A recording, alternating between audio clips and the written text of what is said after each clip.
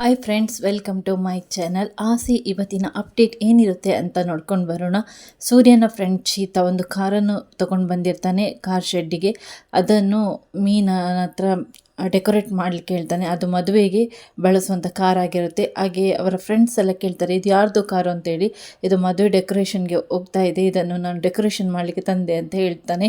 ಆಗ ಅಲ್ಲಿದ್ದ ಅವನ ಫ್ರೆಂಡ್ಸ್ ಕೂಡ ಕೇಳ್ತಾರೆ, ಡೆಕೋರೇಷನ್ ಮಾಡೋರು ಯಾರು ಅಂತೇಳಿ. ಮೀನಾತಿಗೆ ಅಂತ ಹೇಳಿ ಚೀತಾ ಹೇಳ್ತಾನೆ. ಹಾಗೆ ಮೀನಾ ಕೂಡ ಕಾರ್ ಶೆಡ್ಗೆ ಬರ್ತಾಳೆ. ಅವಳ ಕಡೆಯ ಹುಡುಗಿಯರು ಕೂಡ ಬರ್ತಾರೆ, ಅಂದರೆ ಕಾರೆಲ್ಲ ಡೆಕೋರೇಷನ್ ಮಾಡಲಿಕ್ಕೆ. ಅದೇ ರೀತಿಯಾಗಿ ಸೂರ್ಯ ಕೂಡ ಅಲ್ಲಿಗೆ ಬರ್ತಾನೆ.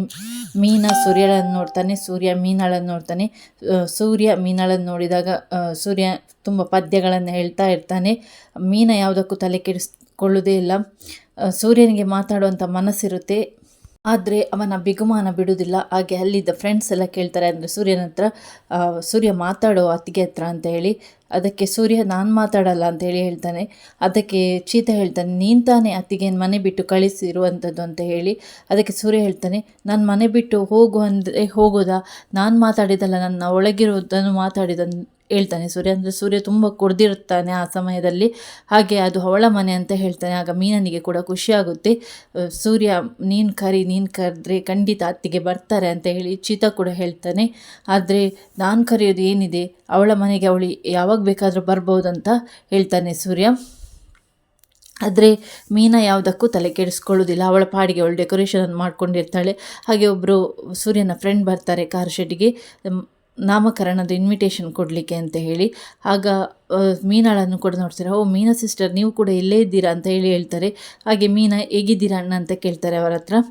ಹಾಗೆ ಅವರು ಕೂಡ ಕುಶಲೋಪಚಾರವನ್ನು ಎಲ್ಲ ವಿವರಿಸ್ತಾರೆ. ಹಾಗೆ ಬಂದಿರುವವರು ನಾಮಕರಣದ ಇನ್ವಿಟೇಷನ್ ಕೊಡ್ತಾರೆ. ಆಗ ಎಲ್ಲರೂ ಹೇಳ್ತಾರೆ, ಗಂಡ ಹೆಂಡತಿ ಇಬ್ಬರು ಜೊತೆಯಾಗಿ ನಿಲ್ಲಿ. ಹಾಗೆ ಸೂರ್ಯನ ಫ್ರೆಂಡ್ ಚೀತಾ ಕೂಡ ಹೇಳ್ತಾನೆ, ಇಂಥ ಇನ್ವಿಟೇಷನ್ ಎಲ್ಲ ತೊಗೊಳ್ಳುವಾಗ ಗಂಡ ಹೆಂಡತಿ ಇಬ್ಬರು ಜೊತೆಯಾಗಿ ನಿಂತ್ಕೊಂಡು ತೊಗೊಳ್ಬೇಕು ಅಂತ ಹೇಳ್ತಾನೆ. ಅದೇ ರೀತಿಯಾಗಿ ಮೀನಾ ಅವಳ ಡೆಕೋರೇಷನ್ ಕೆಲಸವನ್ನು ಬಿಟ್ಟು ಇನ್ವಿಟೇಷನ್ ತೊಗೊಳ್ಳಿಕ್ಕೆ ಸೂರ್ಯನ ಹತ್ರ ಬಂದು ನಿಂತ್ಕೊಳ್ತಾಳೆ. ಇತ್ತ ಕಡೆ ಶೋರೂಮಲ್ಲಿ ರೋಹಿಣಿ ಮತ್ತು ಮನೋಜ್ ಇಬ್ಬರು ಇರ್ತಾರೆ. ಆಗ ಅಲ್ಲಿಗೆ ಶೀಲಾ ಬರ್ತಾಳೆ. ಶೀಲಾ ಬಂದು ರೋಹಿಣಿಗೆ ಕೊಟ್ಟಂಥ ದುಡ್ಡನ್ನು ವಾಪಸ್ ಕೊಡು ಅಂತ ರೋಹಿಣಿ ಹತ್ರ ಕೇಳ್ತಾಳೆ. ಆಗ ರೋಹಿಣಿ ತಡ್ಕಾಡ್ತಾಳೆ, ದುಡ್ಡ ಈಗ ಇಲ್ಲ ನನ್ನ ಹತ್ರ ಅಂತ ಹೇಳಿ. ಆಗ ಮೊನ್ನೆ ನಮ್ಮ ಮನೆಗೆ ಬಂದು ಕೇಳುವಂಥ ಸಂದರ್ಭದಲ್ಲಿ ನಿಮಗೆ ದುಡ್ಡಿನ ಅವಶ್ಯಕತೆ ಇತ್ತು, ಹಾಗಾಗಿ ನಾನು ಏನು ಸಹಾಯ ಬೇಕಾದರೂ ಮಾಡ್ತೇನೆ ಅಂತ ಹೇಳಿ ಒಪ್ಕೊಂಡಿದ್ದೆ, ಇವಾಗ ಏನಾಯಿತು ಅಂತ ಹೇಳಿ ಕೇಳ್ತಾಳೆ. ಅದಕ್ಕೆ ರೋಹಿಣಿ ಹೇಳ್ತಾಳೆ, ಏನು ಬೇಕಾದರೂ ಮಾಡ್ತೇನೆ, ಬಟ್ ನನ್ನ ಹತ್ರ ಇವಾಗ ನಿಮಗೆ ಕೊಡುವಂಥ ಹಣ ಇಲ್ಲ ಅಂತ ಹೇಳಿ ಹೇಳ್ತಾಳೆ. ನನಗೆ ಇವಾಗಲೇ ಹಣ ಬೇಕು ಅಂತ ಹೇಳ್ತಾಳೆ ಶೀಲಾ. ಹಾಗೆ ಶೀಲಾ ಅವಳ ಒಂದು ಬೇಡಿಕೆಯನ್ನು ರೋಹಿಣಿಯ ಮುಂದೆ ಇಡ್ತಾಳೆ. ಇವಾಗ ನೀನು ರವಿ ಕೆಲಸ ಮಾಡುವಂಥ ರೆಸ್ಟೋರೆಂಟ್ಗೆ ಹೋಗಿ ರವಿ ಮತ್ತು ನೀತುವಿನ ಸಂಬಂಧ ಹೇಗುಂಟು ಅಂತ ಹೇಳಿ ನನಗೆ ಹೇಳಬೇಕು ಅಂತ ಹೇಳಿ ಹೇಳ್ತಾಳೆ. ಅದಕ್ಕೆ ರೋಹಿಣಿ ಹೇಳ್ತಾಳೆ, ನಾನು ಎಂಥ ಸ್ಪೈ ಕೆಲಸ ಮಾಡಬೇಕಂತ ಹೇಳಿ, ನಿನ್ನ ಅವಶ್ಯಕತೆಗೆ ಹೇಗೆ ನಾವು ದುಡ್ಡು ಕೊಟ್ಟಿದ್ದೇವೆ ಹಾಗೆ ನೀನು ನಾವು ಹೇಳಿದಾಗೆ ಕೇಳಬೇಕು ಅಂತ ಹೇಳಿ ಶೀಲಾ ಹೇಳ್ತಾಳೆ. ಸರಿ ಅಂತ ರೋಹಿಣಿ ಕೂಡ ಒಪ್ತಾಳೆ. ಹಾಗೆ ಶೀಲಾ ಅಲ್ಲಿರುವಂಥ ಮಿಕ್ಸಿಗಳನ್ನು ನೋಡ್ತಾಳೆ. ನನಗೆ 2 in 1 ಮಿಕ್ಸ್ ಬೇಕು ನಿನ್ನ ಥರ ಅಂತ ಹೇಳಿ ಹೇಳ್ತಾಳೆ. ಅದಕ್ಕೆ ಎಲ್ಲ ವಿವರಿಸ್ತಾಳೆ ರೋಹಿಣಿ. ಒಂದು ಮಿಕ್ಸಿಯನ್ನು ತೆಗೆದುಕೊಳ್ತಾಳೆ, ಆದರೆ ಅದರ ದುಡ್ಡನ್ನು ಕೊಡೋದಿಲ್ಲ ಶೀಲಾ. ಆ ದುಡ್ಡು ನಾನು ನಿಮಗೆ ಕೊಟ್ಟಿದ್ದೇನಲ್ಲ, ಅದರಲ್ಲಿ ವಜಾ ಮಾಡು ಅಂತ ಹೇಳ್ತಾಳೆ. ಅದೇ ರೀತಿಯಾಗಿ ಮತ್ತು ಮನೋಜ್ನ ಹತ್ರ ಬರ್ತಾಳೆ.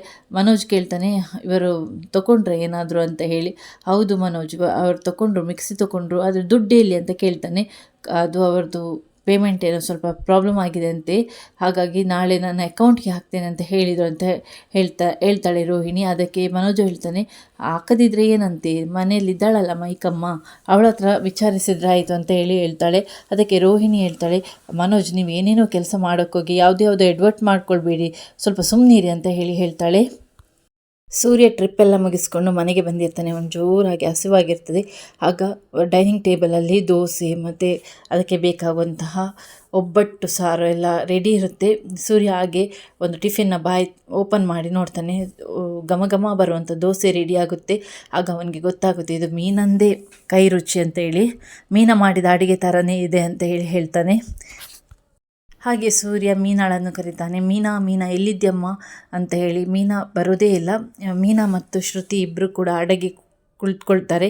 ಸೂರ್ಯ ಏನೇನು ಮಾಡ್ತಾನೆ ಅಂತ ಹೇಳಿ ಇಣುಕಿ ನೋಡ್ತಾ ಇರ್ತಾರೆ. ಹಾಗೆ ಸೂರ್ಯ ಟಿಫಿನನ್ನು ಮಾಡಲಿಕ್ಕೆ ರೆಡಿ ಆಗ್ತಾನೆ. ಆಗ ಮೀನಾನೇ ಬಂದು ಬಡಿಸ್ತಾಳೆ. ಸೂರ್ಯನ ಕೈಗೆಲ್ಲ ಒಬ್ಬಟ್ಟನ್ನು ಹಾಕ್ತಾಳೆ. ಅದು ಎಲ್ಲ ಕೈಗೆ ಚೆಲ್ಲಿರುತ್ತೆ. ಆಗ ಅವಳೇ ಕ್ಲೀನ್ ಮಾಡ್ತಾಳೆ ಕೈಯನ್ನು. ಅದೇ ರೀತಿಯಾಗಿ ಸೂರ್ಯ ಮತ್ತೆ ಹೇಳ್ತಾನೆ, ನಂಗೆ ಗೊತ್ತಿಲ್ಲದ ಹಾಗೆ ಕನಕನ ಮದುವೆ ಮಾಡಿದ್ಯಾ ಅಂತ ಹೇಳಿ.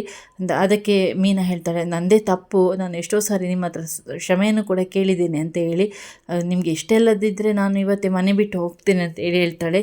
ಹಾಗೆ ಸೂರ್ಯ ಅವಳನ್ನು ತಳಿತಾನೆ. ಇಲ್ಲಿವರೆಗೆ ಆಸೆ ಅಪ್ಡೇಟ್ ಇದೆ. ವೀಕ್ಷಕರೇ, ನಿಮಗೆ ಈ ವಿಡಿಯೋ ಇಷ್ಟ ಆದರೆ ದಯವಿಟ್ಟು ಸಬ್ಸ್ಕ್ರೈಬ್ ಮಾಡಿಕೊಂಡು ವಿಡಿಯೋ ನೋಡಿ, ಹೆಚ್ಚಿನ ಜನರಿಗೆ ಶೇರ್ ಮಾಡಿ. ಹಾಗೆಯೇ ಇಷ್ಟ ಆದರೆ ಲೈಕ್ ಮಾಡೋದನ್ನು ಕೂಡ ಮರಿಬೇಡಿ. ಮತ್ತೊಂದು ಹೊಸದಾದ ವಿಡಿಯೋದೊಂದಿಗೆ ನಾನು ನಿಮ್ಮನ್ನು ಭೇಟಿಯಾಗ್ತೀನಿ. Thanks for watching.